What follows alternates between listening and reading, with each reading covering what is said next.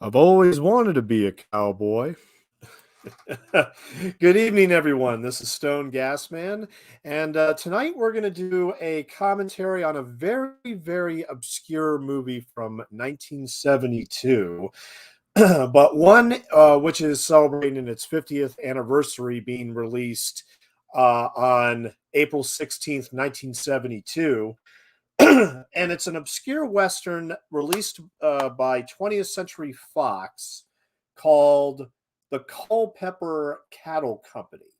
Now, unfortunately, this movie is so obscure that it's not available in terms of streaming it anywhere. I do apologize.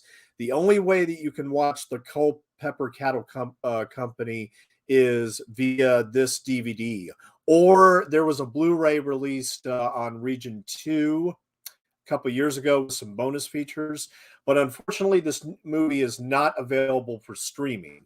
So yeah, unfortunately I'm going to be doing this commentary while watching this DVD. It's 90 minutes long. So look, I mean, if you've never seen the movie and if you like some of my commentary, please go ahead and check it out. But like I said, we're going to be basically pressing play here in about 30 seconds. So it's a 90-minute movie. This is just going to be a laid-back commentary. I mean, there's a lot to discuss with this movie. But I decided to choose this movie because uh, in the 50th anniversary commentary series, I wanted to choose, like, those that have not been seen or talked about for so long. And this is a Western that, for all intents and purposes, got very good reviews when it came out in 1972. And it's been noted as a very authentic revisionist Western with a host of familiar faces, actors, and everything. And it was the start of many people in the industry, and it turned out to be a watershed film for them. I mean, names like Jerry Bruckheimer, who we will be talking about, because this is his very first credited movie, apparently. So, but at any rate, we're going to go ahead and get started here. So, like I said before, one more time before I press play, that the Culpepper Cattle Company is, like I said, it's not available for streaming anywhere.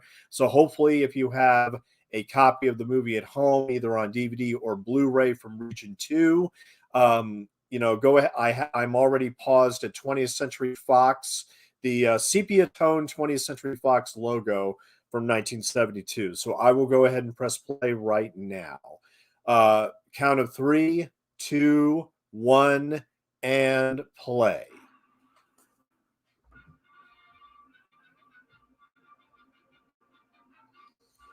And as you could hear, that is in fact the 20th Century Fox logo. So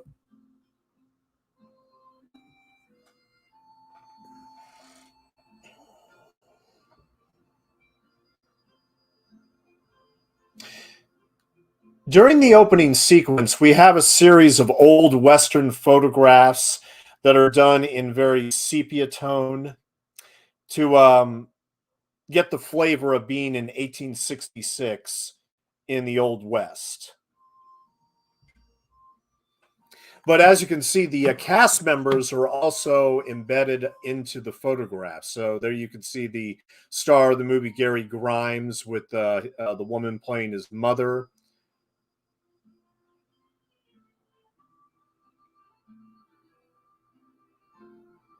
In 1972, this was released as a revisionist Western. And associate producer Jerry Bruckheimer, we will talk about him as well as everybody else involved in this movie, because there's some interesting names and interesting stories about this that needs to be shared. But stunt coordinator Hal Needham, who later became a director, he has a cameo in this movie. It's going to be very hard to spot him, but I do know what his character name is. The truth of the matter is that I never even knew this movie existed, and when it came time to do movies from April of 1972, this was really the only one that stood out to me, even though westerns are my least favorite genre, I thought, you know what, if I'm gonna do a western from 1972, this is gonna be the one that I should do because the reviews on this have been very, very high.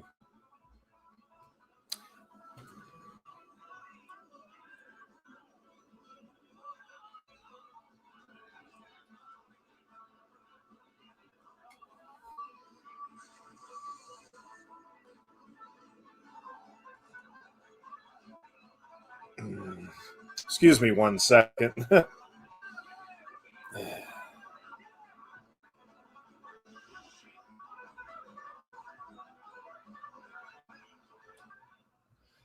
And what you heard on the television set are basically two young men battling it out in a chase on horseback and with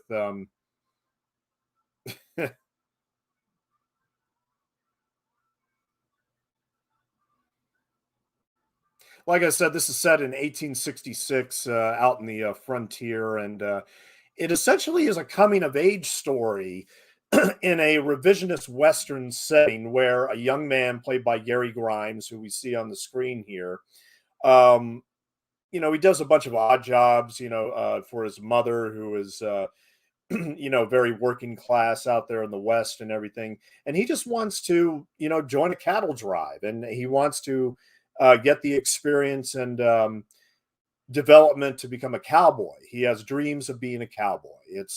But it's not a juvenile movie in any way. I mean, this is a definitely an R-rated, uh, hyper realistic Western that sort of dumped all the old tropes and all the old cliches that were inherent in the Westerns in the 30s and 40s and 50s and bringing about something new and fresh to the genre. And here on screen in the middle, between the other two actors in the middle here is Charles Martin Smith, who of course is most well known for appearing in American Graffiti. He played Terry the Toad in American Graffiti only a couple years after this movie. Here he is talking to Gary Grimes, and interestingly enough, later on we're going to meet another very familiar character actor by the name of Bo Hopkins. And Bo Hopkins and Charles Martin Smith were both in American Graffiti 1 year after the Culpepper Cattle Company came out by 20th Century Fox.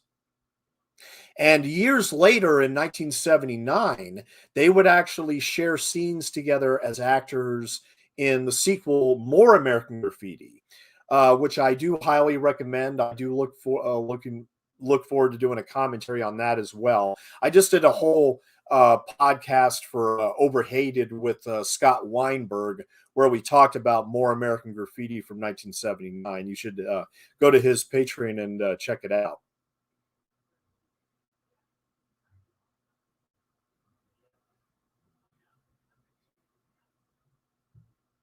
But that's not the only American Graffiti reference I will bring up throughout this movie. But at any rate, Charles Martin Smith is going to basically leave the screen forever.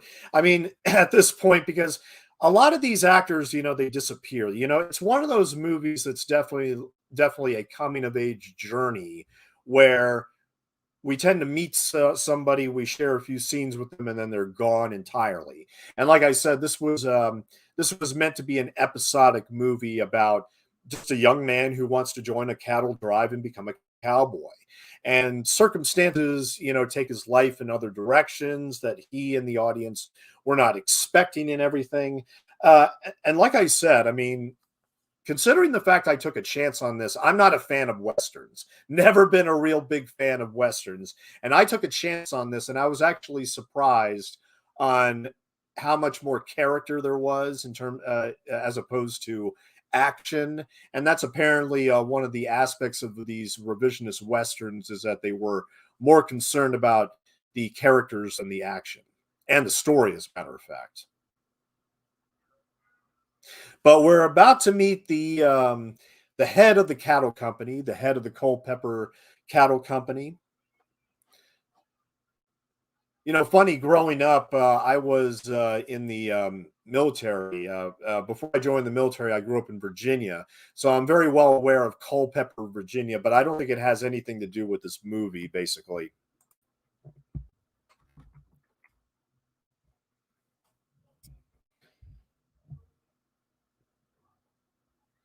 But like I said, this movie is full of many, many familiar faces, and here on screen is Mr. Culpepper, played by Billy Greenbush. Now, the first time I ever saw Billy Greenbush on screen was actually in the Martin Scorsese film Alice Doesn't Live Here Anymore. If you remember, he played Ellen Burstyn's husband in the very beginning, who dies and who sets the entire story in motion, where she and her young son go out on their own. They get involved with Harvey Keitel for a while, and then they finally settle down in this New Mexico town where she meets Chris Christopherson and falls in love with him. And that movie, Alice Doesn't Live Here Anymore, became a series for like 8 years. Excuse me. Take a drink here real quick.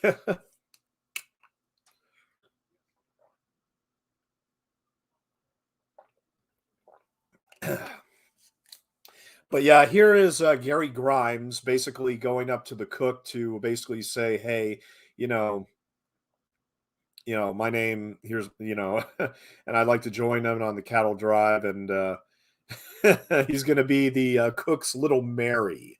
So basically taking care of all the grunge work. Well, the first thing you do is just take the mud off my hand, and that's why he ended up shaking his hand without letting them know about the mud on it. Like, hey, you get this mud off my head. Yeah, thanks, boy. All right, now you can go do that and go do that and go do that. So he's going to become the little Mary on this cattle drive. Now, this movie was directed by Dick Richards, who only directed 7 movies in his career.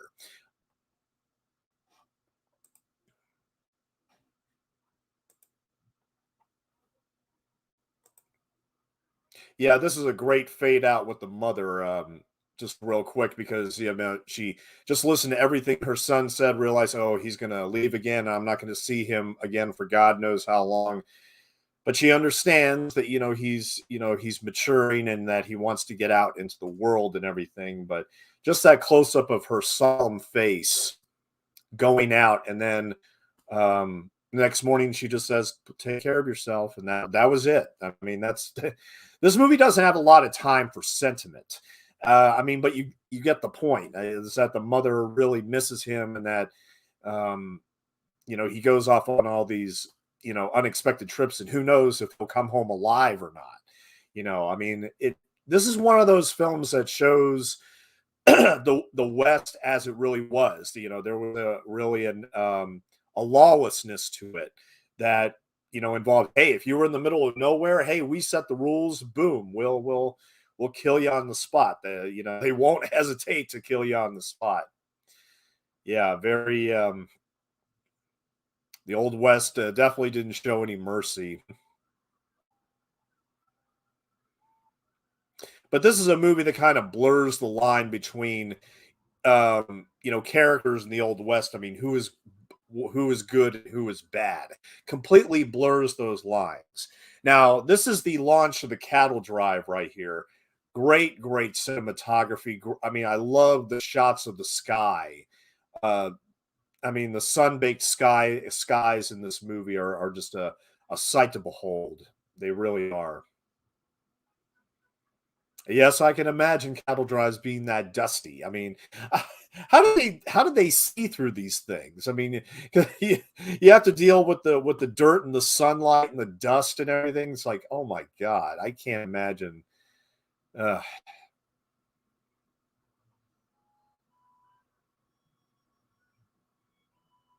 there's not a lot of movies that showcase cattle drives. I think the one that most people tend to think of is, of course, City Slickers, the comedy from 1991 with Billy Crystal. And of course, they reference probably the most famous of all cattle drive movies, which was Red River, 1948, with John Wayne. And both of those films, Red River and city slickers are now considered classics. The Culpepper Cattle Company, however, is not considered a classic. And here again, I wanted to choose this film because of the fact it was so obscure. And when I looked at the director's resume, here again, it was this was a film that was based on a story by Dick Richards and co-written by him, co-produced by him. Dick Richards, he only made 7 films. I mean, and I was actually lucky enough to review one of them when it got to DVD, when I wrote for DVD Verdict back in the day. But the films that he made after Culpepper Cattle Company for 20th Century Fox, he did Rafferty and the Gold Dust Twins in 1975, Farewell, My Lovely, based on the Raymond Chandler book. Yeah, based on the Raymond Chandler book starring Robert Mitchum and Charlotte Rampling and John Ireland. After that, he made March or Die, and those 4 films that I just mentioned, the Culpepper Cattle Company, Rafferty and the Gold Dust Twins, Farewell, My Lovely, and March or Die. They all had Jerry Bruckheimer as an associate producer. Now, most of us know Jerry Bruckheimer now as the mega king producer of such movies as Flashdance. Flashdance was the movie that he and Don Simpson did, which of course catapulted them to the big time. But of course, they also made bank with films like Top Gun and The Rock, directed by Michael Bay. And of course, after Don Simpson's death in 1996, Jerry Bruckheimer continued to be a mega producer in Hollywood, for like Black Hawk Down, the Ridley Scott movie, all the Pirates of the Caribbean movies. And he's still 78 and he's still very much producing. I mean, he's producing Top Gun Maverick, which is coming out in a few Memorial Day weekend, I believe. So we're about 5 weeks away from Top Gun Maverick, which I probably won't see in the theater. I mean, I should call out Jerry Bruckheimer here, but we'll go back to Jerry Bruckheimer probably later. But if you've heard in the dialogue, there's a character by the name of Burgess. And now the weird thing is that I've seen this movie only about 2 or 3 times in the past 24 hours in preparation for this thing. And while I was able to place most of the actors to their faces and their character names and such, the one that eluded me was Burgess, and they just mentioned his name, and they're going to mention his name one more time at the 20-minute mark, at roughly the 20-minute mark. But Burgess is played by none other than Hal Needham, who of course became the director of Burt Reynolds films like Smokey and the Bandit. And Hal Needham, of course, not only he was the stunt coordinator on this movie, by the way, Culpepper Cattle Company. He was also the inspiration for Brad Pitt's character in Quentin Tarantino's Once Upon a Time in Hollywood. And as a matter of fact, the relationship between Leonardo DiCaprio's character and Brad Pitt's character is based on the relationship between Burt Reynolds and director Hal Needham. And Hal Needham made many other movies aside from Smokey and the Bandit. I mean, Cannonball Run is a favorite of a lot of people. It's not one of my choice picks as far as comedies or auto racing movies. But look, this is a movie that Hal Needham had his name multiple times on as both an actor and as well as a see, that's the thing. It's hard to identify him in this movie because I don't even know if he shows his face or not, honestly. But he is given credit as not only the stunt coordinator, but also as the character of Burgess, which every time Burgess is mentioned in the dialogue, the character is always off screen, and there's never really a response or a callback to him. So it's like, oh, so who is he? I almost wonder if that was intentional.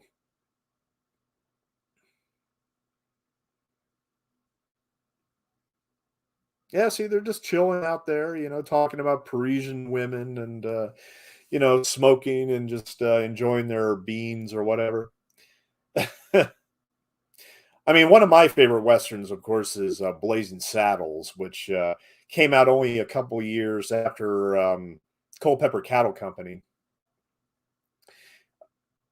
In 2017, I was lucky enough to see Blazing Saddles with Mel Brooks in attendance at in New York City, and I bought the tickets approximately a month before the showing, and at Radio City Music Hall, and 3 days before the Friday night showing, approximately 3 days before the Friday night showing, that's when Gene Wilder passed away. So when he first appeared in the movie, falling down from his top bunk and drunk and everything, uh, deafening applause, just deafening applause. And I think Mel Brooks really seriously got choked up at that moment because he was on stage watching and listening to the whole thing. But at any rate, here is a rustler that is pretending pretending there's a bunch of rattlesnakes to scare off the cattle and to basically try to these rustlers try to steal some of them from themselves. But the actor that was shaking the uh, fake rattlesnake tails, I guess, to scare off the cattle, that was an actor by the name of Dano. And Royal Dano is an actor that's been in a ton of stuff, but I know him primarily from Moby Dick, the 1956 version of Moby Dick, directed by John Huston, because Royal Dano played Elijah, who warns Queequeg and Ishmael of, you know, on one day you'll smell land where there be no land, and on that day Ahab will go to his grave. I mean, he was giving out the prophecy, Elijah's prophecy, and it calls back to that very late in the movie when they see Moby Dick for the last time, and Ishmael echoes exactly what Elijah says word for word in front of Captain Ahab, and played by Gregory Peck in that movie, which is so powerful. But we'll see Royal Dano again here in just a few minutes. I mean, here again, I mean these familiar faces, they like pop in for a few minutes and they pop out. Maybe they might make one more appearance, they might not. But usually, after you see them, they're gone. Uh, I mean, that's what I'm saying. This really does feel like if you were out in the old West in 1866, and you just meet these certain people along your travels, and some may be with you for a temporary amount of time, others you might see the next day and never see again. I mean, I think this movie captures that feeling of living in the old West very, very well, without glamorizing it or without making it be like those old traditional westerns, which usually depended on the man with no name tropes or whatever. I'll be perfectly honest. I'm not the biggest fan of Clint Eastwood westerns, and it's not even because of Clint Eastwood. It's just for the fact that westerns have never been my thing. It's never been a genre that I've really fully embraced, even though I've seen my fair share of great westerns. I mean, The Searchers, it's a masterpiece. Little Big Man is a masterpiece. I've seen a lot of the key Western films that most people need to see in order to round out a film education. But I've also had minimal exposure to the Western genre. I mean, like I said, but it deserves credit because you got to remember in 1903, we had the Great Train Robbery, which is the very, very famous 10-minute Western, which it influenced everything that we know of in cinema to this very day. I mean, Martin Scorsese has honored that movie several times in his movies. But I think the Western actually, when it began to essentially make the transition from traditional to revisionist, was, of course, in 1969 with the release of Sam Peckinpah's The Wild Bunch. and the bloodletting in that movie is so legendary. I finally got to see the Wild Bunch only a few years ago for its 50th anniversary in 2019. I loved it. I thought it was amazing. I mean, I kind of kicked myself in the foot for missing out on that one after all these years. But and look, I mean, if anybody's out in the chat, oh, hey, Dan, great to see you tonight. Yeah, I didn't expect many people to come out, but hey, if you did, bless your heart. I didn't expect many people to, because as I said before, this is only available on DVD and physical media. It's not available streaming anywhere. So, but I hope you're having a great evening, Dan. But if anybody's in the chat, we can liven this up a little bit. I mean, what are some of your favorite westerns? Is there a western that you recommend I check out, even if uh, I probably haven't watched it yet. I mean, I've only seen a handful of westerns, in all honesty. But here again, I'm glad I took a chance on the Culpepper Cattle Company, largely because of the names associated with this movie. I mean, especially with the cast and the production and everything. I mean, the fact that we have Jerry Bruckheimer in his very first credit as an associate producer. I mean, that's pretty amazing. And this does not feel like a Jerry Bruckheimer film at all, which is what part of the reason why I find this movie so fascinating as well. I don't believe that Jerry Bruckheimer has produced any Western films since then. I could be wrong, but this may be one of his only Westerns in his filmography.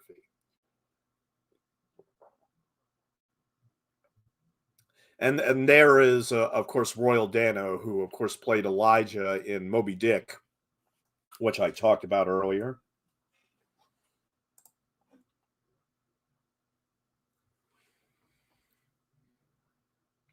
And Royal Dano, he had done other films like The Adventures of Huckleberry Finn in 1960, Samarin, the remake of the Best Picture winner in 1960, and he had done a lot of television in the 60s, like Rawhide, The Fugitive. I mean, you name it. I mean, Lost in Space. He did a lot of television work, after this. And as a matter of fact, his last film role was in The Dark Half, 1993, with Timothy Hutton, and based on the Stephen King book. Played Digger Holt. Played Digger Holt in The Dark Half. He was also in Twin Peaks, actually. Ghoulies 2, House 2, The Second Story, Something Wicked This Way Comes. And he was also in, of course, Outlaw Josie Wales, which is considered one of the best of all Clint Eastwood westerns.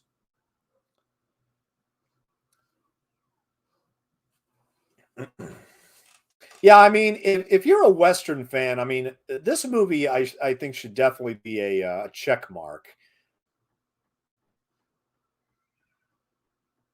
But does that mean I think it can?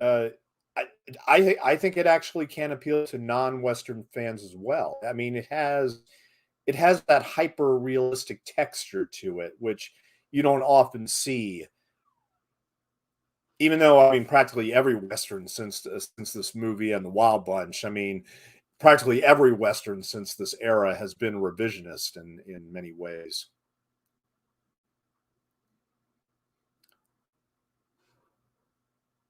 One of the few Westerns I've seen on the big screen was actually the Kevin Costner film Open Range, which was his comeback to not only the director's chair, but also to the Western genre after Dances with Wolves. These guns are they're all dated 1870s to the 1890s. Like I said, they didn't go that far in recreating everything, but these guns they're all 19th century weaponry, which I think is all that matters. I mean, it gives this movie enough authenticity to accept any other historical inaccuracies, but.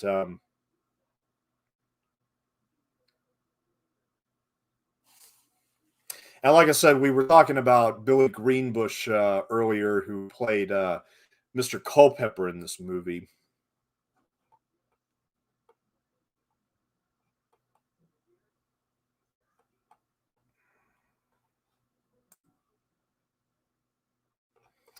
Billy Greenbush. Yeah, Billy Greenbush, he was also in The Savage Seven, The Reavers, Five Easy Pieces, The Organization, Welcome Home, Soldier Boys. He played sheriff in that movie. Electra Glide in Blue, and he was actually I mean, like said before, he was in Alice Doesn't Live Here Anymore. He played Donald, Ellen Burstyn's husband, who dies in the first act. And he was Ray Thomas, Sheriff Carl Decker in 4 seasons of The Incredible Hulk. For those of you who remember that show, but he was also in The Hitcher and Critters. And his last film was actually Sheriff Ed Landis in Jason Goes to Hell: The Final Friday. That was Billy Greenbush's very last movie, but he's still with us. He's 86 years old. Um, it's surprising how many people from this associated with this movie is still with us, by the way. Uh, I mean, of course, Gary Grimes, I mean, he only made a handful of movies. Gary Grimes won a Golden Globe the year before for a small little movie called Summer of 42, which was based on Herman Raucher's experiences of sleeping with an older woman during World War II. And that became a sleeper hit in 1971, directed by Richard Mulligan. And he played the star in that. And a year after this, he would also be in the sequel. In 1973, he did the sequel Class of 44, I believe it was. I should double check because I have it right here. But, I always try to memorize these things. Yeah, Gary Grimes, Summer of 42 in 1971. And he was nominated for the Golden Globe. He didn't win, excuse me. And as well as the BAFTA for Most Promising Newcomer to Leading Film Roles. And then he starred Class of 44. I got that right in 1973. And the only other movies he made after that were Cahill U.S. Marshal, The Spikes Gang, and Gus. That was the Disney movie with the mule that kicks football field goals. Yeah, typical Disney movie. And he basically just said, Grimes appeared in only 6 films and largely retired from show business in the late 1970s. He still lives in Los Angeles and has remained out of public view since that time, working for a charitable organization. I got to the point where the work wasn't up to the quality that I wanted, Grimes told American Profile magazine in 2011, and I'm, quote, very happy in my decision, unquote. So, yeah. So people only really remember him from Summer of 42, which was this sleeper hit for Warner Brothers in 1971. I didn't personally love it. I mean, it has one of those scenes where the awkward teenager has to buy condoms in a store and everything. It has one of those kinds of scenes, but it's drenched in that kind of 1940s atmosphere and nostalgia, just like this one is in terms of the 1860s. Oh yeah, just a couple guys just came by like, "Hey, I think we'll take hold of this horse and gun." And now that's the West, man. I mean, the West didn't show any mercy on people, really didn't. Oh hey Rob, no problem, man. Let me give a timestamp actually real quick. We are at the 30-minute mark and 45 seconds. 30 minutes, 45 seconds, or just go ahead and jump to 31 minutes. But we're a third of the way through of Culpepper Cattle Company. And here again, I mean, I apologize if the movie is not available for streaming anywhere, but I still wanted to do this movie just because, look, I mean, it's on a Saturday. It came out April 16th, 1972, approximately 50 years ago today. And also because of the reviews. I mean, the reviews for the Culpepper Cattle Company were very, very strong in 1972, but the movie barely made its money back at the box office. It had $1 million budget and it made $1.25 million. So, I mean, but here is Bo Hopkins, who, of course, was also in American Graffiti, as I mentioned before. We saw Charlie Martin Smith before or earlier in the beginning as I'm trying to remember his character name, but no, it doesn't matter now. But yeah, him and Charlie Martin Smith, of course, later did American Graffiti.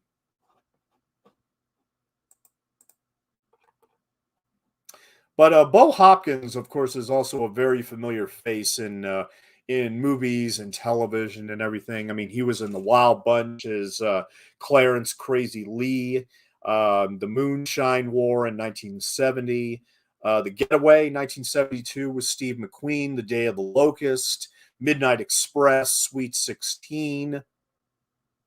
Wyatt Earp returned to Tombstone, a TV movie.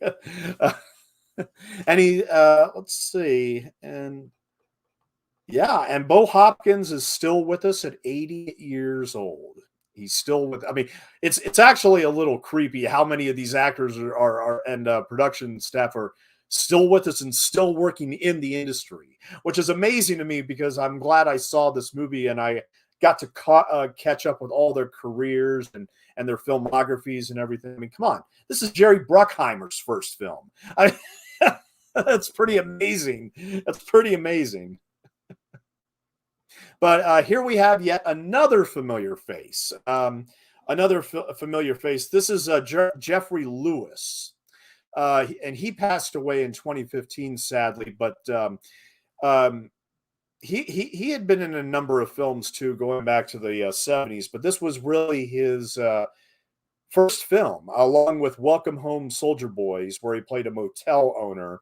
But he later did Bad Company in 1972, High Plains Drifter, the Clint Eastwood movie from 73, Dillinger, Thunderbolt and Lightfoot, Mason County Line, Great Waldo Pepper, The Wind of the Lion. I mean, like I said, so many films and so many good films. I mean, that's the thing. I mean,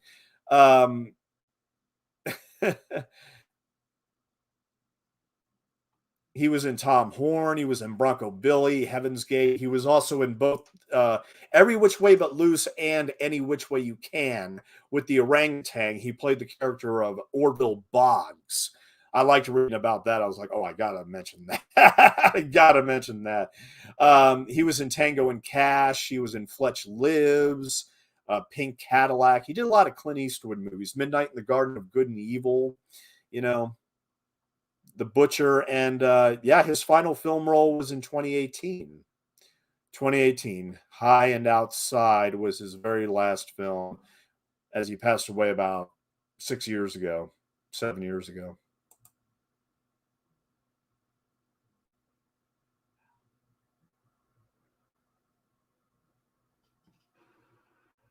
Oh, well, got back at those trappers, huh?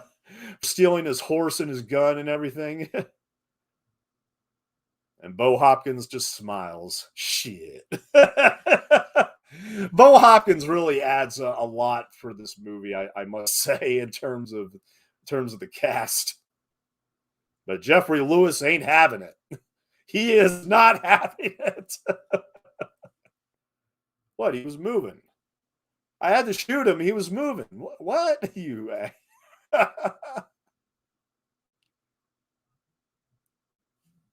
Now, the actor that was just on the left of Jeffrey Lewis there, that's an actor by the name of Luke Askew. Yeah, yes, that is actually his name. And he played Boss Paul in Cool Hand Luke. He was also in the Devil's Brigade, the Green Berets. Yeah, the Green Berets. Yeah, that's the one of the most look, even in terms of John Wayne movies, that movie is pretty bottom of the barrel. I mean, that's the infamous movie that showcased the sun setting in the east. That's the end of the movie. Is the sun setting in the east? It's terrible. It's just terrible. Um, but anyway, yeah, Lucas Skew. He was also in Easy Rider, the Great Northfield, Minnesota Raid, which also came out in 1972, where he played Jim Younger of the Younger Band. Magnificent Seven Ride, Pat Garrett and Billy and the Kid, Walking Tall Part Two, Rolling Thunder. I mean, a lot of cult movies. I mean, these guys were involved in. I mean, all these guys have impressive resumes. They just have absolutely impressive resumes. Seriously. One of his last movies was The Newton Boys with Matthew McConaughey, Ethan Hawke, Skeet Ulrich, and Dwight Yoakam. I remember watching that one, directed by Richard Linklater. But Lucas Skew, he passed away in 2012 at the age of 80.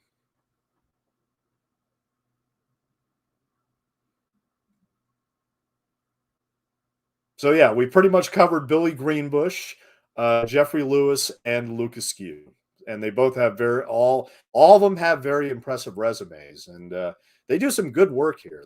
I mean, they look, they blend into the Western setting very, very well. I mean, Bo Hopkins as well. Dollar a day. Can you imagine doing that for $1 a day? Just, sitting out there in the middle of nowhere, watching these cows and transporting these cows day after day. I mean, that's a rough life, man. Although, I mean, to tell you the truth, I mean, after seeing a movie like The Lighthouse, directed by Robert Eggers, by the way, Northman is coming out next week. Get your tickets, man. I am so looking forward to that. The Northman is going to be so awesome. But after I saw The Lighthouse, I said to myself, would I really want to be a lighthouse keeper in the late 19th century? I mean, I mean, I mean, with the lighthouse, I mean, you'd have to be scared at the thought of that they will forget entirely that you're even out there, and then you'll basically perish out there due to lack of supplies and everything because you never got a pickup.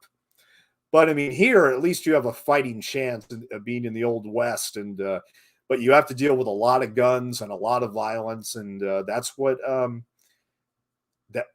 that's what Gary Grimes experiences all throughout this movie as Ben Mockridge. And this actor right here with the beard, this is Matt Clark. And he also did a bunch of westerns back in the day. I mean, he is probably most recognizable as playing the bartender in Back to the Future Part 3. However, I know him as Uncle Henry from Return to Oz, which is the quote unquote sequel, not really, uh, to the Wizard of Oz that never existed. But that's actually my favorite of any Oz related media is Return to Oz from 1985. Yeah, like I said, all these guns are basically vintage from 1870s to 1890s. So not quite 1866, but come on, close enough. I mean, close enough.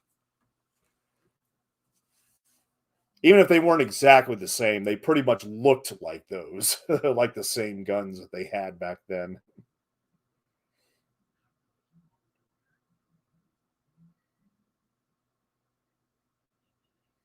That's your name, kid, Little Mary. Yep, that is your name. That is definitely your name. Like I said, anybody in the chat, I mean, great to see you, Dan and Rob. I mean, if any of you has seen Culpepper Cattle Company, let me know and let me know what you think. I mean, I'd love to hear your thoughts on this film if you've ever seen it, or like I said, hit me up with some of your favorite westerns.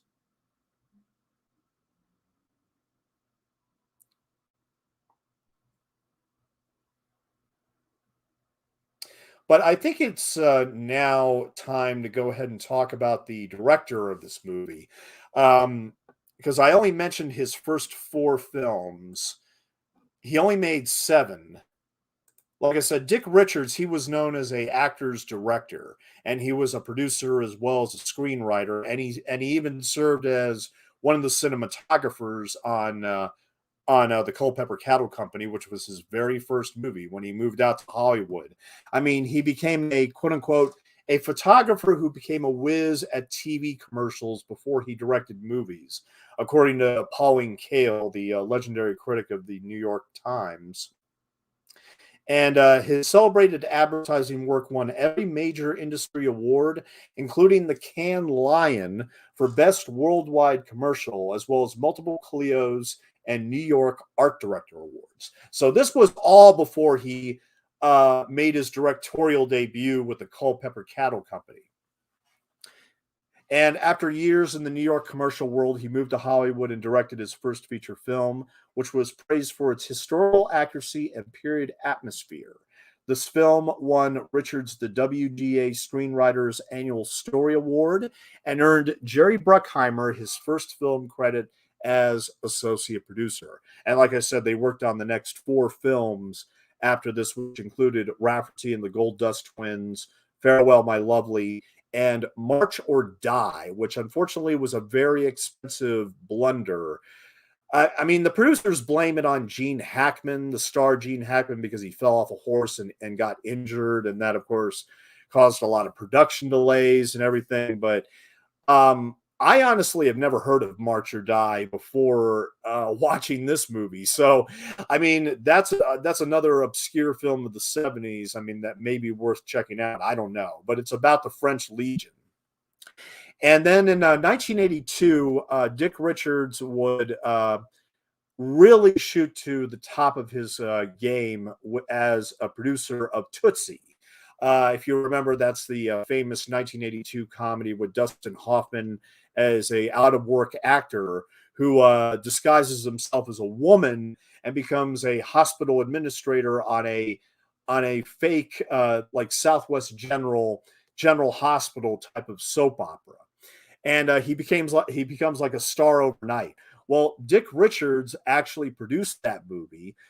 Dick Richards won the Golden Globe for Best Musical or Comedy, and he was also nominated for the Academy Award for Best Picture for Tootsie. And Tootsie got like 12 nominations. I mean, it was a really beloved comedy in 1982. But the funny thing is, it only won one Oscar out of all those nominations, and that was for Best Supporting Actress for Jessica Lange.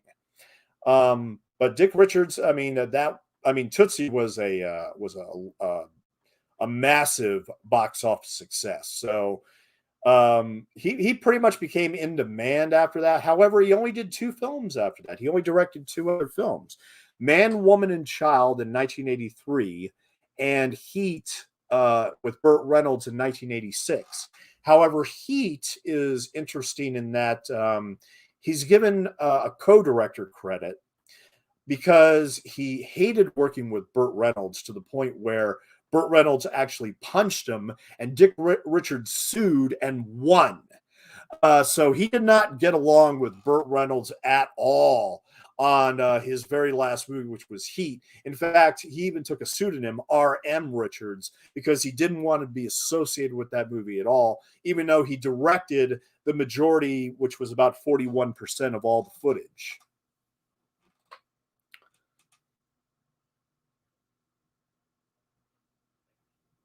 You got any tobacco, boy? No? Oh, yeah, figures. It's all yours, kid.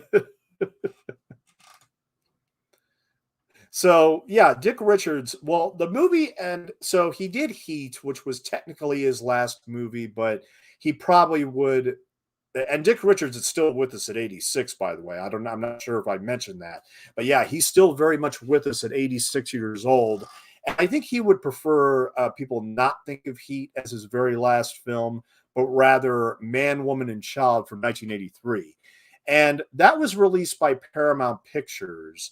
And to be perfectly honest, I think like the Culpepper Cattle Company, I think it's very, very obscure. But I remember when I was a writer for a website, DVD Verdict, I was one of the justices, and I actually got the DVD for Man, Woman, and Child in the mail. And I wanted to share with you the very short review that I wrote on this, because I'm going to consider Man, Woman, and Child Dick Richards' actual last movie, because I'm actually glad that I watched it and I enjoyed it, and it became something that I wanted to share with you guys all here.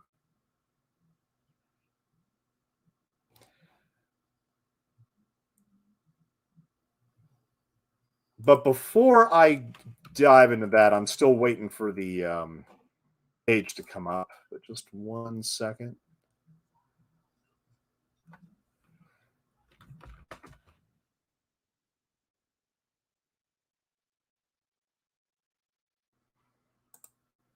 Now, this role of the rustler that we just saw right here confront Gary Grimes, That was Gregory Sierra, who just passed away at age 83 last year on January 4th, 2021.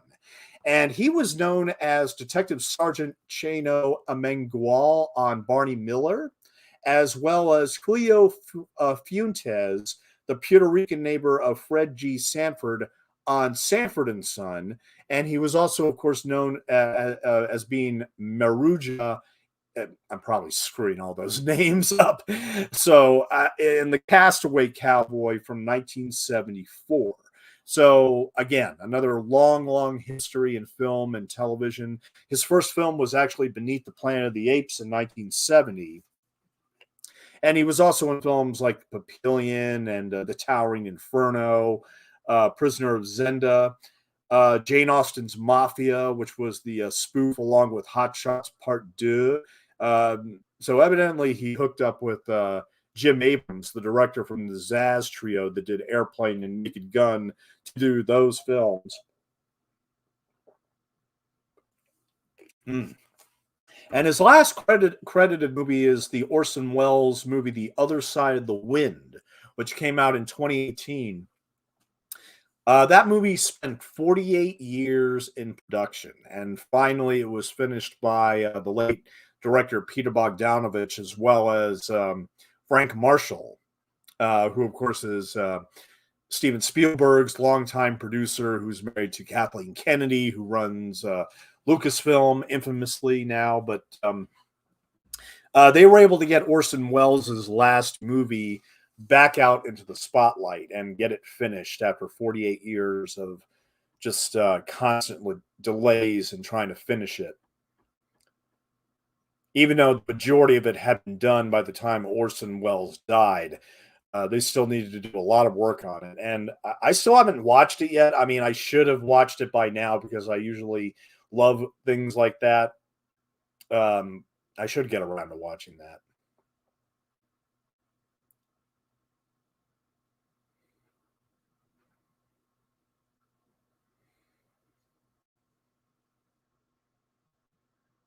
See those shots out looking at the horizon over there, that beautiful that dawn feeling, almost as if they caught a lot of these shots during the so-called magic hour. I mean, it's a beautifully, beautifully shot western. It really is.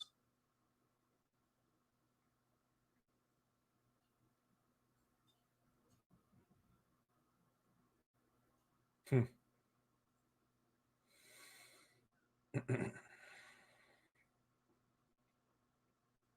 And here they're taking Gary Grimes to see the town doctor after his run-in with Gregory Sierra, who just attacked him.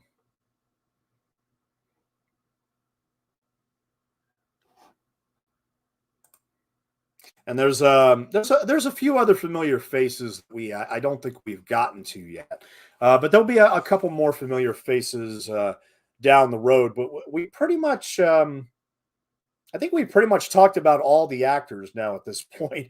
And like I said, I mean all the familiar faces and all the actors that we have here. Uh, I mean, I probably wasn't able to talk about a few of them just because they don't have any character histories online, but.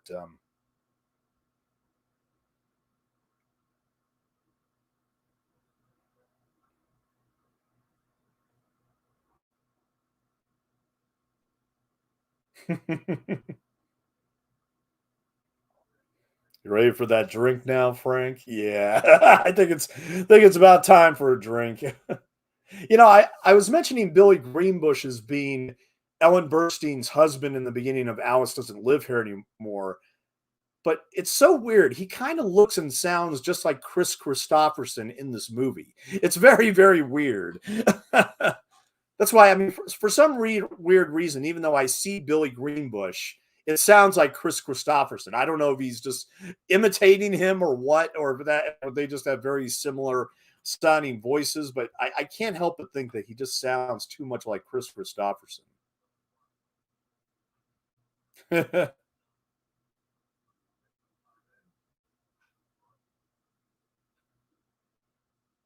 This is a great action vignette. there's like two or three big shootouts. Well, not so much big shootouts as they are just, they don't last very long, and they're very quick, and to the point, almost as if, you feel the bullets when they hit them. The only thing is that even though this movie got an R rating for its language and its blood, the blood looks a little too tomato pastish, I gotta say.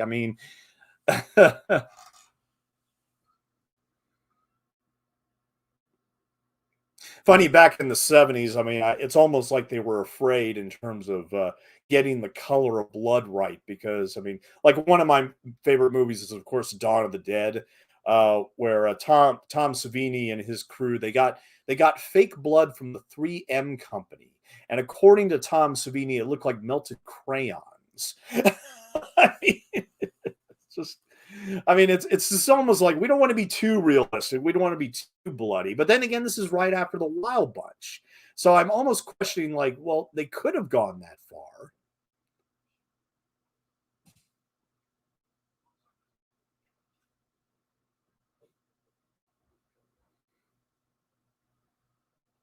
But it's the brutality that matters, and that is what, of course, the Gary Grimes as the teenager Ben Mockridge in this movie. It's what he experiences all throughout. When he's forced off the cattle drive and he gets in these life and death situations with guns and everything. He here he is holding a gun in front of the bartender, and he's instructed, if he makes a move, just kill him.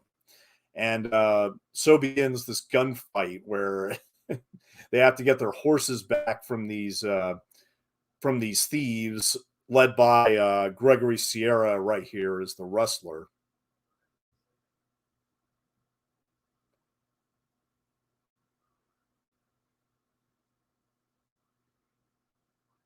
Billy Greenbush just looks terrific in those clothes. He looks awesome in this movie. Total badass. Total badass. But the type of guy that, he's just, determined to deliver the cattle to Colorado. Is like, he's the type of guy that only kills if he absolutely has to. And it's like, well, he needs his horses back.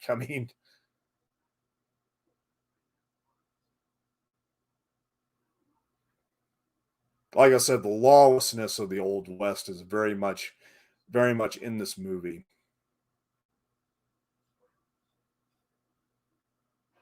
Oh, oh, damn.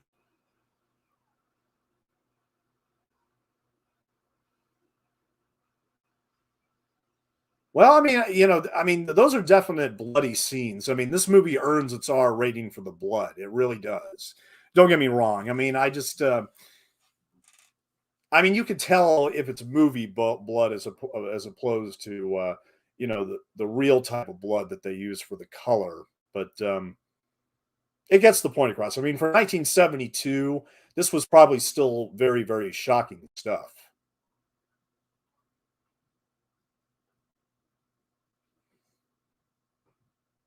Oh, actually, the color does look good in those shots. But of course, it's not about the color of the blood so much as just about the impact, and about, you know, once you see blood, you're pretty much done. Unless there's a doctor nearby to help you out. But you got to remember, this is right after the Civil War, where people, people would lose legs due to gangrene and everything. It was a horrible, horrible time.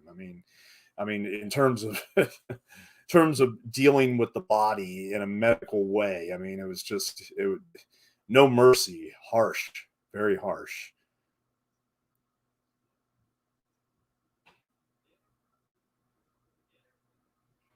Deader than hell. Deader than hell. All right, we are at the 56-minute mark, 56 minutes and 30 seconds. If you're going to join us here. Like I said, this is a very short movie. Oh, here we go. All right. I wanted to share this review I wrote about Man, Woman, and Child which is a movie that came out in 1983 from Paramount Pictures, and which I consider Dick Richards' very last movie as a director. So, largely ignored in 1983, Man, Woman, and Child is an effective tearjerker that is more than competent. Based on a novel by Eric Siegel, who also wrote Love Story, and adapted by Siegel and David Z. Goodman, who also wrote Straw Dogs, this film is more than your average family being ripped apart drama. Now available on DVD courtesy of Legend Films, right time to give it a second look. Now, to be perfectly honest, I'm not sure if that DVD is still available. It may be sold out by now. Who knows? But University professor Bob Beckwith, played by Martin Sheen, is the happily married man. He has two daughters and a loving, devoted wife named Sheila, played by Blythe Danner. However, his perfect life is shattered when his past catches up with him. One decade earlier, when his wife was pregnant with their first child, Bob had an affair with a stunning French beauty while on a business trip. Bob never told his wife, and now he has no choice when he's informed of the French woman's death and learns she bore him a son named Jean Claude. Feeling responsible, he considers going to France to visit the boy. Instead, Sheila suggests taking him during Easter for a week. Various ramifications follow, some predictable, others heart-wrenching. This family drama is no ordinary people or terms of endearment. And I use those movies specifically because they were also Paramount releases. And Ordinary People just got a Blu-ray released from Paramount, thank goodness. And it doesn't attempt to be either. Much of the foreshadowing from Sheila's consideration of an affair to Jean-Claude's effect on the Beckwith family is obvious. And it's a little annoying when one particular scene, an early scene in which Sheila and Jean-Claude are alone, is so powerful that the filmmakers never really build upon it. Despite those scratches, Man, Woman, and Child is an excellent film overall.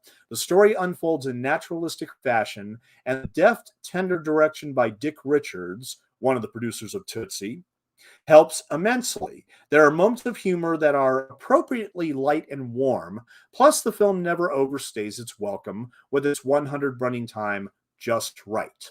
We are also treated to some fine performances, all of which make this a huge cut above a TV movie of the week. Martin Sheen and the always underrated Blythe Danner are superb as the Beckwiths, and we also have some solid supporting turns by Craig T. Nelson and the late David Hemmings, and the girls playing the daughters are adorable, and even Sebastian Dungan as Jean-Claude has some scene-stealing moments. So yeah, Man, Woman, and Child. I mean, here again, a very, very obscure film that nobody really remembers anymore. But yeah, back in the day when that movie hit DVD, I actually reviewed it online. And another reason why I chose Culpepper Cattle Company to do a commentary on, because like, you know what? This would be a perfect way to showcase Dick Richards' work as a director. And so I wanted to mention that, but I still do need to see a couple of his other films, like March or Die, which is the film he made about the French Foreign Legion. That probably would be worth watching. But I also want to see that slasher movie that he made in 1982 with Peter Billingsley, the kid from A Christmas Story. It's called Death Valley. Yeah, it's called Death Valley. I mean, and it actually has Paul Lamont, who was also in American Graffiti, as Milner.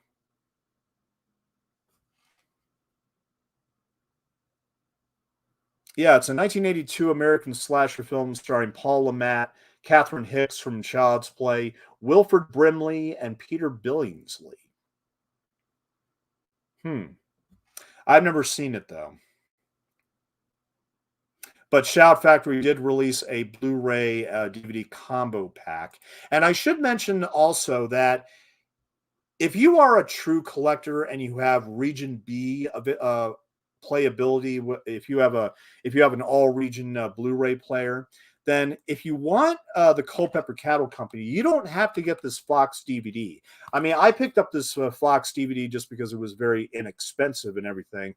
And even though the picture and sound are great, there's not really much in terms of extras, as you could see. I mean, there's a couple of photo galleries.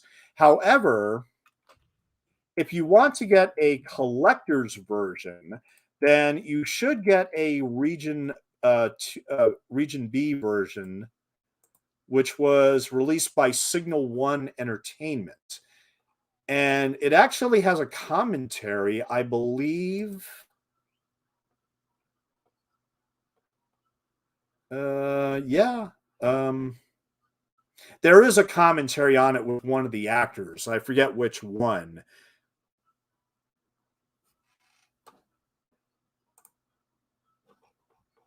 Yeah. Or I thought there was. Wait a minute.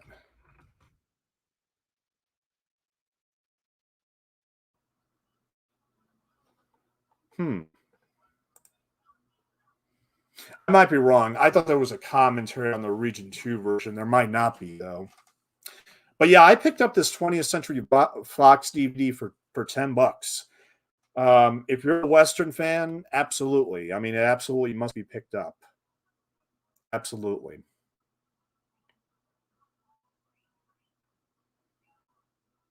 And this is one of those DVDs where on one side is the film in anamorphic widescreen and the other side is in full screen.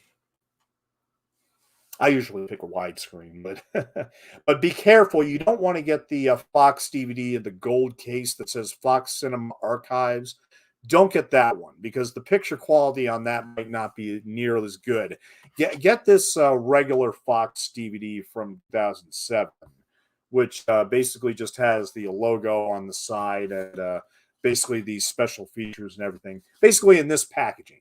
You know, if you really want this movie, this is really the only way that we can watch it right now because here again, it's sadly not available for streaming. I think it should be. I think it should be open to more people that are interested in this.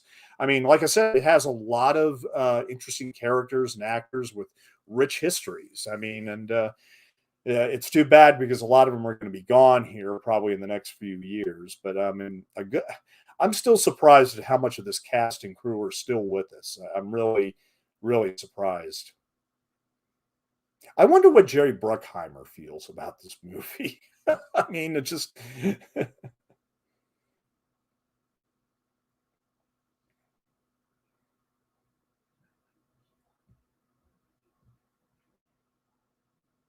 But one thing I haven't mentioned yet, because the music, there's actually a really nice music score with this movie. And in reality, the music is given credit to two people, one of whom is, of course, the very famous Jerry Goldsmith. But the interesting thing is that he did not compose original music for this movie, but rather they took already recorded music that Jerry Goldsmith did for a 1967 film called The Flim Flam Man. Um, yeah, The Flim Flam Man from 1967, which is a comedy with George C. Scott, and Jerry Goldsmith did the music for that, and that was a 20th Century Fox movie as well. So it makes sense that they would take some of that music that was not used and just put them here in the Culpepper Cattle Company. But the other credited composer is Tom Scott, member of the Blues Brothers and led the jazz fusion group LA Express. Yeah, he's a saxophonist, composer, and arranger, and he's done other scores for films that I've liked as well. Just trying to remember. Oh, they don't even have him listed here. Well, I know he's done other film scores. I mean, I keep thinking of like Stir Crazy, perhaps. I think he did the music for that. I might have to go to IMDb then.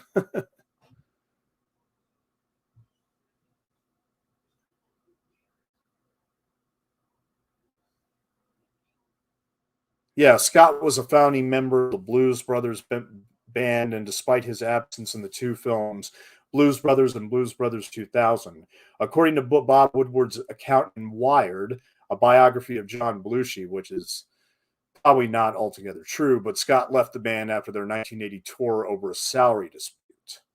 However, he reunited with Dan Aykroyd in the Blues Brothers band in 1988 to record a few tracks for The Great Outdoors. Hmm. Oh, okay. He also did Conquest of the Planet of the Apes, which I will be doing a commentary on later this year.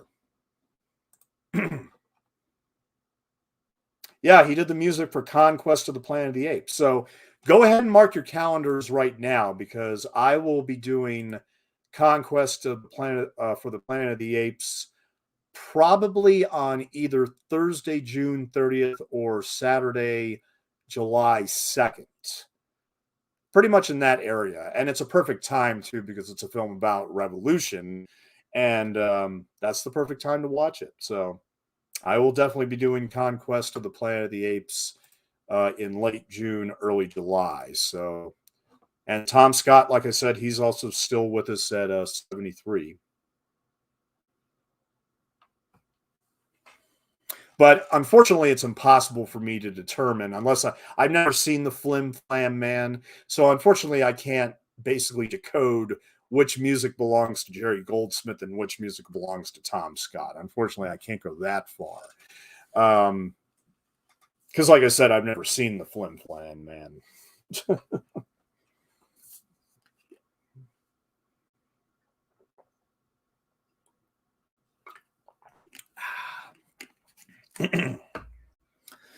All right, see if anybody else is. Hey, Dying Breed, how you doing? Stopping by to say hello and show some social support. Thank you so much. Thank you.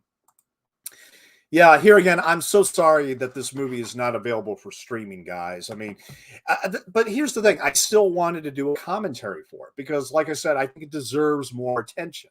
So, I mean, like I said, I mean, it's all there's no extra features, but this DVD is $10. I mean, and it's if you like westerns, it's absolutely well worth it. But I do wish it was available for streaming somewhere, anywhere. Unfortunately, being an old 20th Century Fox title, we're probably never going to see it either streaming or physical media ever again. So that's why I'm saying now is the time to get a out of print Fox DVD on this. Now's the time if you want to watch this movie. And like I said, I think it is worth it. I do think it is worth it.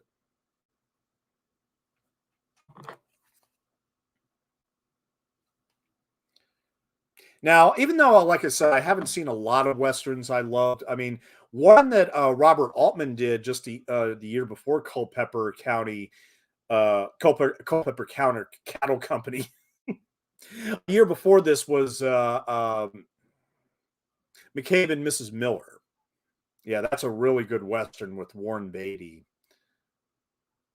Which here again, this period of revisionist westerns, it goes along in that period very nicely.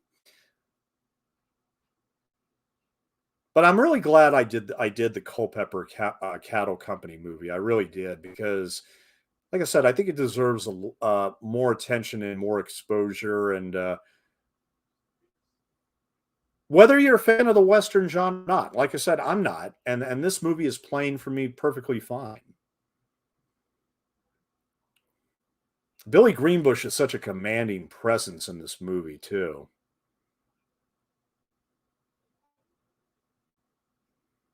And yet he still has that Chris Christopherson twinkle. I don't know what it is, but I don't think he was intentionally aping Chris Christopherson. But I mean, I don't know. It just let's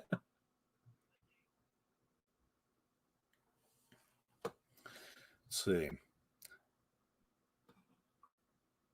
Yeah, like I said, Rob, Dying Breed. I mean, hey, what are some of your favorite westerns? Is there a western that you think I should check out that I probably haven't checked out yet? I mean, because I mean, I mean, I've seen I mean, I've seen Unforgiven. I've seen Outlaw Josie Wales. I've seen the majority of the Clint Eastwood westerns. Some of the spaghetti westerns. I've seen Ride the High Country, The Man Who Shot Liberty Valance. I mean, Jimmy Stewart made some good westerns in the '60s and '70s. But of course, I'm not the biggest John Wayne fan either.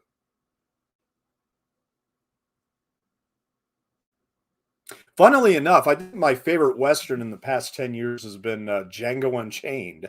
Even though I'm sure that Quentin Tarantino, I'm sure he said at one point, well, it's not really a Western, but more of a Southern. But But I mean, like I said, if you're a fan of Once Upon a Time in Hollywood, then I would say that I mean this film is well worth picking up just because of the Hal Needham connection. Because Hal Needham was responsible for all the stunts in this movie. Here again, I'm not 100% sure where he shows his face because he does have a cameo somewhere here. Unfortunately, he's the only one I wasn't able to identify with pretty much with all these sea of familiar faces.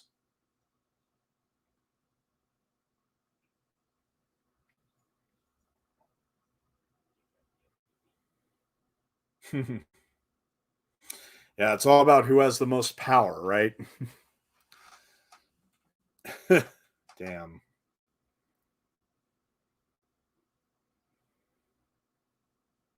Poor old Mr. Culpepper. He just wants to get back on the cattle drive and deliver the cattle in Nevada.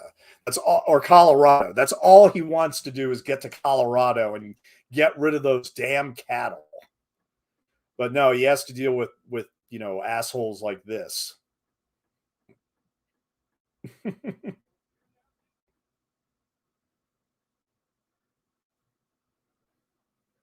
We're going back to move cattle out. Yep.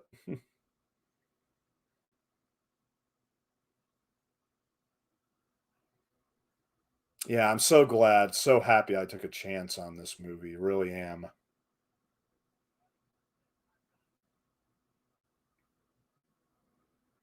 And that's the thing for a 90-minute movie. This movie is only about 92 minutes, I think. Yeah, it's 92 minutes. I mean, get in and get out. I mean, it manages to fit a lot of story and a lot of character in those 92 minutes. I mean, like I said, bravo Dick Richards. I mean, he didn't make a lot of movies, and the most famous movie he was involved when he was just the producer, which was Tootsie, of course, where he was nominated for an Oscar. But I mean, as far as Dick Richards is concerned, this is 2 for 2 now for with me and him. I mean, man, woman, and child, and now the Culpepper Cattle Company. So that's 2 for 2. I'm particularly interested in that French Foreign Legion movie. I'm wondering with that movie with Gene Hackman and see what that is going to be like, called March or Die, which was the last movie that he collaborated with Jerry Bruckheimer on.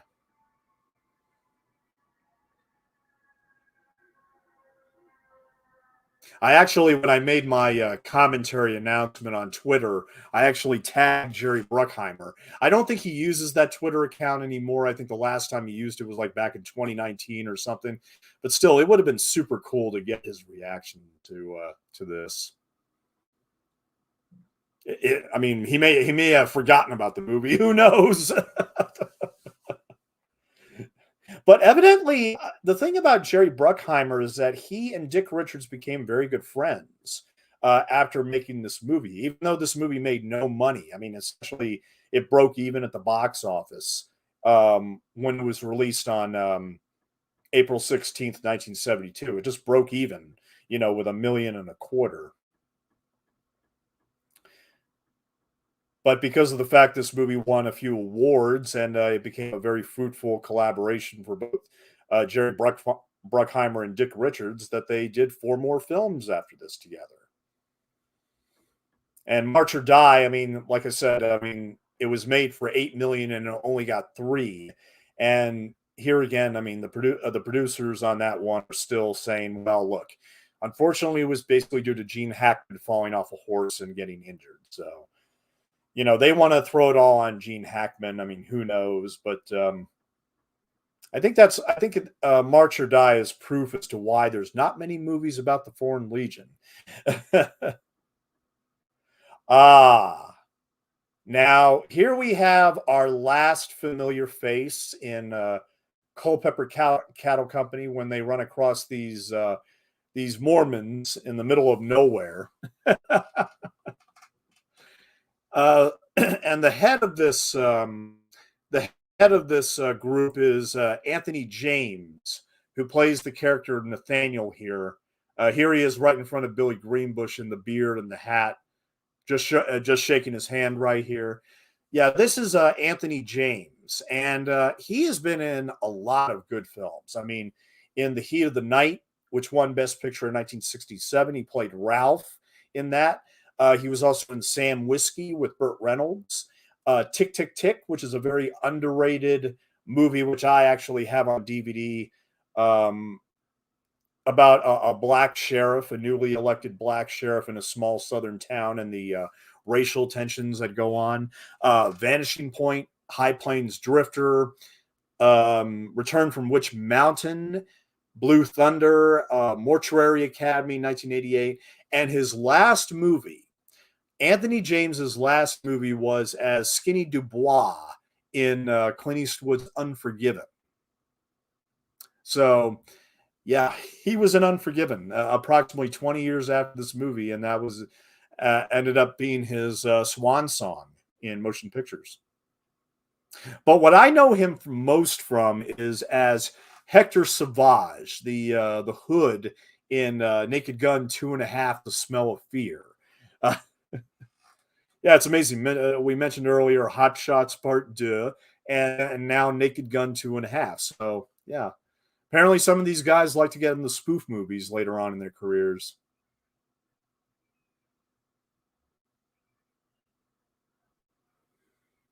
Here in this valley, we shall live in peace and love. We shall live without fear and without greed. Would you believe that, man? Really? I mean, you're in the middle of nowhere. Who knows what's going to happen? Like I said, don't drink the Flavor Aid. Don't drink the Jim Jones Flavor Aid.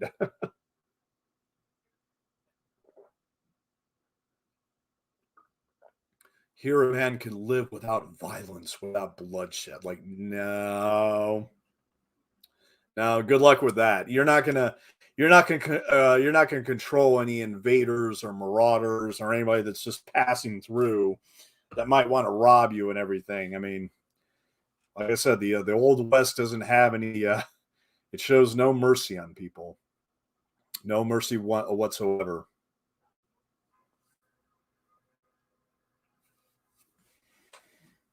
Hmm. Okay, we're 1 hour and 19 minutes left, so we're only 13 minutes left to go. Ah, that's amazing. I actually found enough to talk about with the Culpepper Cattle Company, which is a film that's been pretty much unknown for the past 50 years, but I'm finally shining a spotlight on it. And you know what? Like I said, the talent involved in this movie, I think it's absolutely deserved. Absolutely deserved.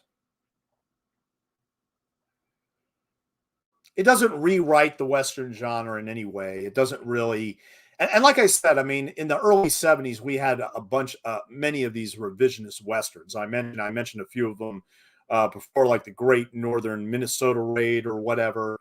But of course, like right after the Wild Bunch, when they wanted to like showcase more violence and more blood in these movies, and this is one of those ones that was all about hyper realism and all about showcasing the West as it really was. A very rough place to live, rough time and place to live. And the fact that we're experiencing all this through a set of innocent eyes, um, of course, Ben, played by Gary Grimes, the teenager who is the lead essentially in this movie, we're seeing everything through his eyes, and we're seeing basically his innocence being lost by seeing all this murder and bloodshed around him. And I was actually very surprised about the ending to this movie because, I mean, the ending isn't overly violent. It isn't overly violent, but there's a lot of death. There's a lot of death. I mean, pretty much everybody that was involved in the Culpeper County Company dies. I mean, everybody dies. Everybody gets shot to death. And that's why I love the fact that it opens up with that photograph of everybody that's involved in the Culpepper Cattle Company just posing. All the actors are basically posing for an old-time vintage Western photograph. And they showcase that for the poster. They showcase that for the opening shot in the movie when they start the opening credits. And it's the exact same picture that they close the movie on. That was the Culpepper Cattle Company. And like I said, the only survivor is basically Gary Grimes, who's very lucky to survive. He's so lucky to survive. I mean, he's lucky that he's going to be able to see his mama again. He really is. You see, he wants to stay behind and help the Mormons, even though they're like, "Nah, you don't want to do that."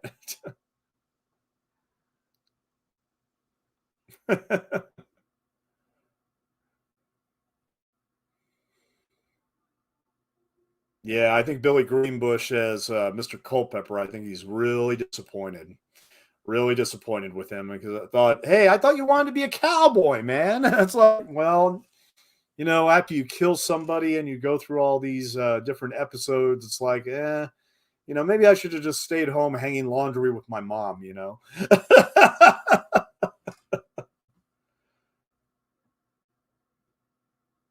Yeah, like I said, here's the music swelling up. I mean, here again, I'm not sure if it was the Jerry Goldsmith tracks for the Flam Man or the Tom Scott music, but either way, I like the music. I very much do. So, like I said, it was not a collaboration. Jerry Goldsmith really did not do any music for this movie. Like I said, they just took tracks that were unused from that 20th Century Fox. They took those tracks that they never used for the 1967 comedy, The Flim Flam Man.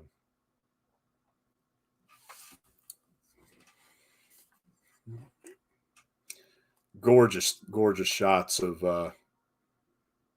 I'm pretty sure this is Colorado. I'm pretty sure they shot almost this entire movie in Colorado.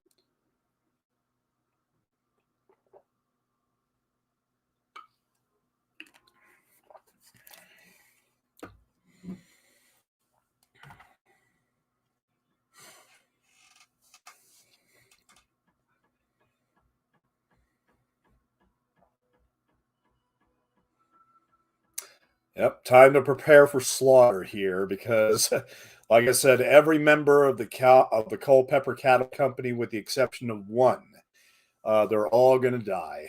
They're all going to be shot.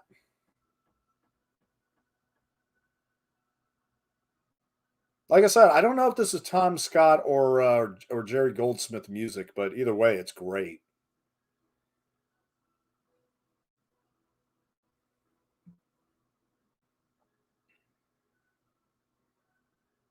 If it wasn't for all the blood in this movie, I mean, Fox probably could have sold this to television, but I'm glad that they actually put it in theaters. And like I said, it was no doubt that R-rated adult nature that unfortunately limited its audience. But they didn't soften things with this movie. They didn't soften them at all.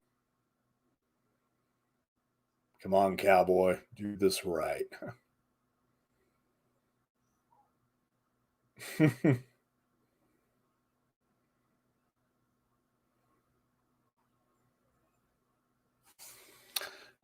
So yeah, we're about 10 minutes. We're about in the final 10-minute stretch here. Yeah. Last chance, everybody in the chat. Anything you want to say on Culpepper Cattle Company? I mean, let me know. I'm going to go ahead and say right now that I don't know what commentaries I'm going to do next week yet. However, I am going to be on Saturday, Saturday, April 30th. That's the last day in April. I will be doing a 25th anniversary commentary for one of my favorite movies of the 1990s, Breakdown. So I will make the announcement. I mean, I'll make the Twitter announcement and set the make the YouTube and schedule it on YouTube. But yeah, I will be doing a breakdown on Saturday, April 30th. So keep an eye out for that. And like I said, it's going to be a 25th anniversary commentary. And look, I actually have the Australian Blu-ray as well, which has different bonus features. So believe me, I'm going to have plenty to talk about for that movie. Plenty to talk about.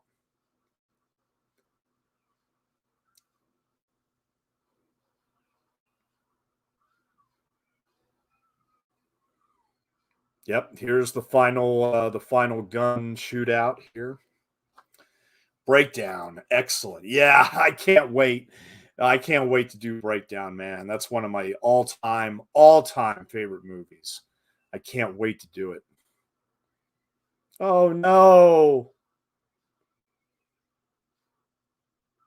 Now, like I said, there's not really a lot of blood in these final gun in this final sequence, but man, just like everybody dies. Everybody dies at the end except for Gary Grimes. Oh wow. Okay, we finally got some blood there. Here again, that looked more like paint, but hey, what are you gonna do? Oh no. Oh,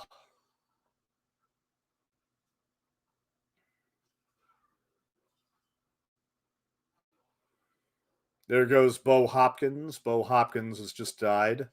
And he just says shit. I mean, his character says the word shit like 5 or 6 times, and of course he says it right before he gets shot. Yeah, that's how you go down. You just say shit.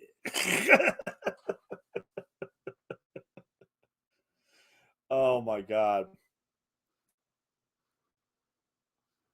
And this final bit is actually a little shocking too when Askew finally gets his and everything, but Gary Grimes is the only one left. Oh! And the guy actually saves the kid's life, even though he was about to die himself. That's amazing. Just stabs the guy. It's like, no, you are not going to kill him. Just stabs him. And it ends on Amazing Grace, which I think is appropriate. That saved a wretch like me. Yeah, very melancholy ending. Very melancholy, where, yeah, Gary Grimes discovers that, wow, the West is full of death. That's what it is. You see all the dead bodies there on the ground. Everybody is dead.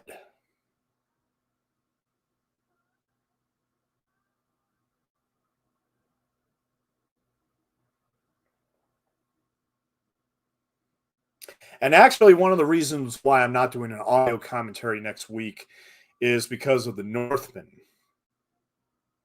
which I will be seeing in theaters. I don't know which night it is going to be yet. I might see it opening night. I might see it Thursday night, actually. Actually, I wouldn't mind doing a commentary for Conan the Barbarian now that I think about it, because a lot of people are saying that the Northman it has a lot in common with Conan. Lots in common. And here's Anthony James again from, like I said, Unforgiven and The Naked Gun 2.5. It's like, we got to go.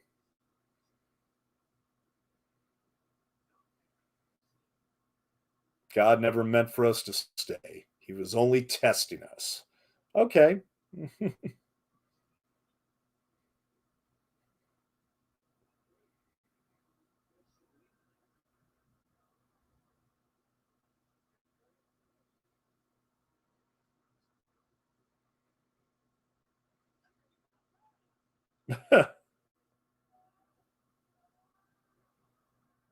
Gary Grimes' character wants to bury all the bodies before they all leave.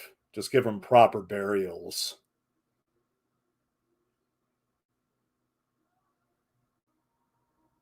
Wow.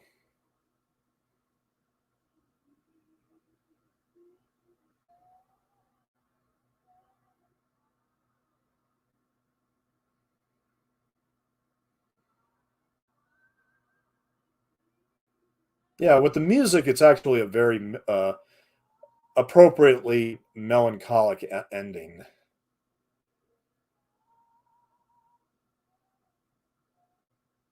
And he just takes his gun and just throws it on the ground. It's like, no, I'm not going to be holding or using a gun ever again. So no, now he doesn't ever want to be a cowboy again. He just jumps on the horse and goes out there in the blue skies.